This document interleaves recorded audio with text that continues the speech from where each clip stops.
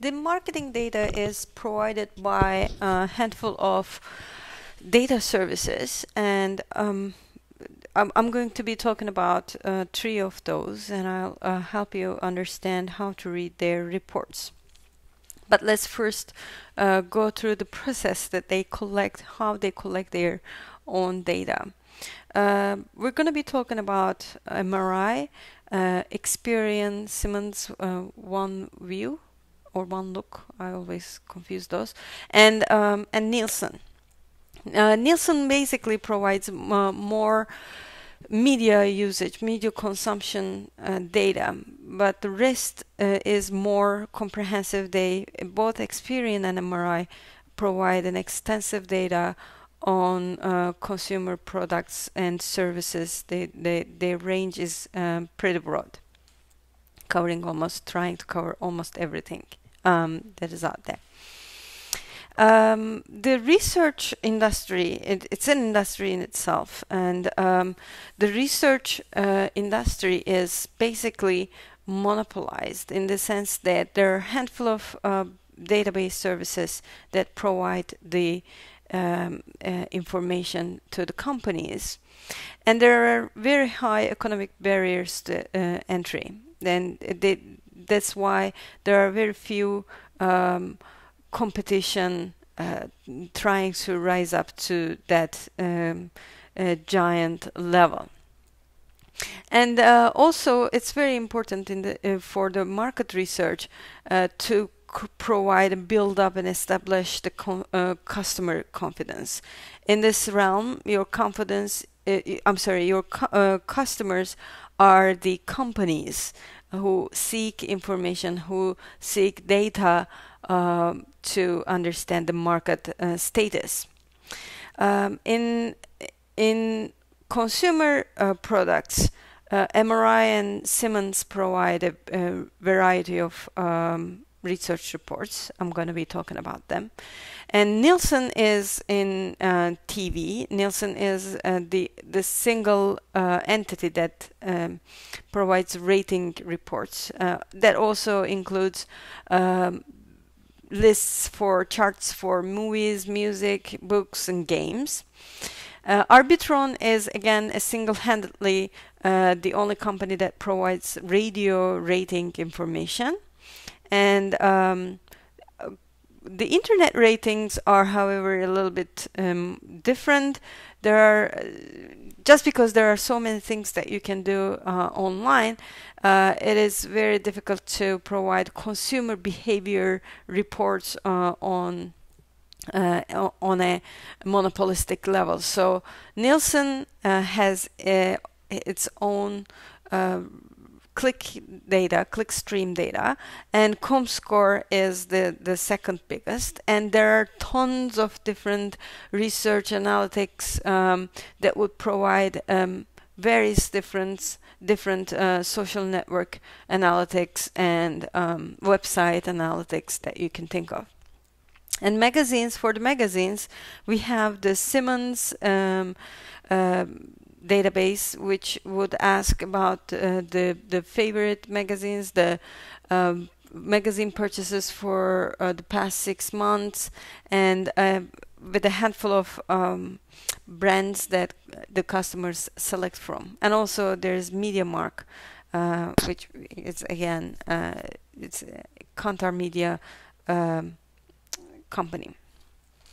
So how these companies gather their own information database? Let's start with the MRI. MRI is a syndicated research, which means they collect their data and they gather tabulated databases where they export the demanded sections of their huge data to companies. So they syndicate their own research. So they use a national probability sample, which means they go ahead and ask adults with 18 years and older living in private households, and they in all of the 48 adjacent states. So they usually do it in 2 waves. They collect their data in 2 waves a year. So in the first wave, they send out the surveys and they collect the data, and the second one, after 6 months, they send another survey and collect back the data. And they use about they use about 26,000 respondents per year, which is a little bit short of 10% of the overall population. So how they do it, they conduct personal interviews with the one resident from each household, and the person who is going to respond to the survey is chosen at random from all adults of a given gender and given age within the household. So in order to keep the sample as a probability sample, which means that it has to be randomly selected, not a convenience sample. So all the people who are chosen has to have the same probability of being in the sample with anybody else. So anybody has to have the same probability to be in the sample or not. That's what's called probability sample. So and the reason for the probability sample, going for the probability sample, is that probability samples provide the most representative of the population. So statistics of the population, so most representative statistics of the actual population.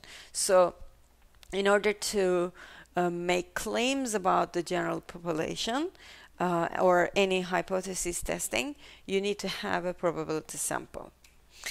And the information is gathered on either by providing demos of the items, products to the respondent, and also as well as the other household members, or providing the brand cards of the newspapers, magazines, or radio and TV channels, and selecting the recognition, or selecting the ones that the customers recognize from among them, and ask them to rank their frequency with which they get exposed to those channels or newspapers or magazines. It asks about the past 6-month consumption, and it lasts about an hour or so. And both MRI and Simmons one has about 70% cooperation rate. The product usage questionnaire has about 300 questions in a 116-page questionnaire. Nobody is expected to complete it in one sit, so the questionnaire is left with the respondent, and after 2 weeks the interviewer returns to get the questionnaire back, and he checks the questionnaire for completeness, and I believe now it's $50 gift card for a complete booklet as a token for appreciation for their efforts to participate in the survey. And there are 2 sections in the survey. The first one is the personal products and habits, which is filled in by the person who was interviewed, and the second one is about the household products, filled in by the person who does most of the shopping for groceries and household items. And the answers reflect household usage, not individual people. The question about the consumption is rather something like, how many packages of frozen pizza did your household use in the last 30 days? The problem with this is there's no way to tell who in the household actually eats them, and it is usually gathered in this form for the rest of the products and services that are included in the questionnaire. But it's the common form of data for consumer packaged goods, so everybody does it the same way, so it's not a deviation from the standard. Sorry about that. Yes, and the tabulated data looks something like this. It has 4 or 5 columns with individual demographics and individual variety of actually questions that you can tabulate the data across, and both horizontally and vertically you can cross-tabulate the data however you want. You can start with only picking female and male consumption across 6 months or across the whole 5 years. If you have the data, access to that data, you can also cross-tabulate it with several different demographics with several different questions again within the database. For example, you can see who from among the Diet Coke consumers, you can see what portion is actually females, males, or people with higher education, lower education, what income level, who are also working or not working. You can do all sorts of cross-tabulation with that database. The first column, as you see, describes the kind of the categories that are used in the